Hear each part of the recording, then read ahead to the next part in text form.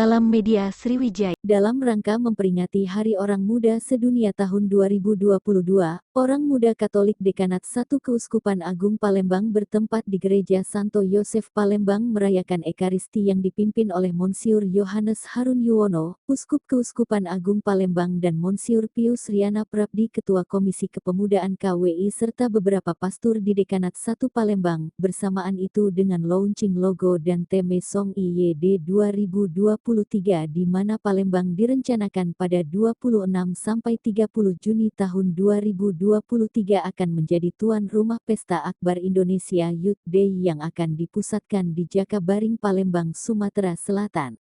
Menyongsong perhelatan IYD yang akan dihadiri lebih 2.000 orang muda yang berasal dari seluruh Indonesia, orang muda Katolik diajak melalui tema Bangkit dan Bersaksilah.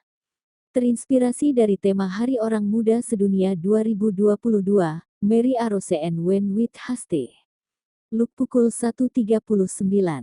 Panitia IYD menyampaikan pengumuman hasil lomba logo IYD 2023 juara 1 dimenangkan oleh Josephine Gwyneth Ciptawijaya dari Keuskupan Bandung, juara 2 Yosef Mario Nggoro dari Keuskupan Surabaya dan juara 3 Benediktus Yudi WS dari Keuskupan Surabaya.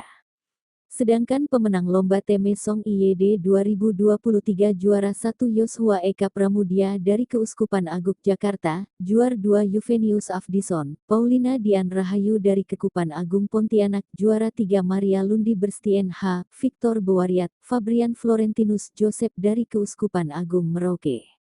Logo dan teme Song akan digunakan pada Indonesian Youth Day Palembang 2023 yang merupakan pertemuan akbar orang muda Katolik (OMK) se-Indonesia dengan arah pertemuan yaitu katekese yang kreatif, ibadah yang penuh ilham, serta kegiatan yang memberi pencerahan bagi OMK Indonesia.